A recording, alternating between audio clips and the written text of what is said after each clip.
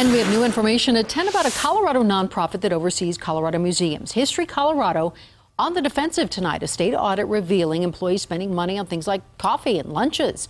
Molly Hendrickson is live tonight digging into that audit. And Molly, at the center of it all, employee credit cards. Yeah, and more specifically, what went on them. Now, History Colorado maintains 10 museums around the state, as well as historical sites. Now, according to this audit, between 2009 and 2014, it spent about $1 million in official function expenditures, far more than most of the entities with comparable budgets. But the audit also found that many of these purchases were for coffee and lunch.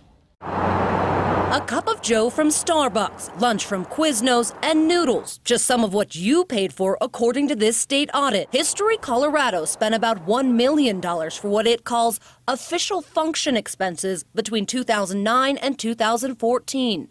And auditors found frequent charges to employee credit cards that violated state fiscal rules. But that's not all. Auditors also found poor employee card record keeping. Approver signatures were missing, some invoices were paid twice, and alcoholic beverages were improperly charged to taxpayer funds. We're working to meet the issues that were raised in the audit. Ed Nichols, president and CEO of History Colorado, maintains they have not misused public funds. It's an issue of coding and the accounting, not the use of funds.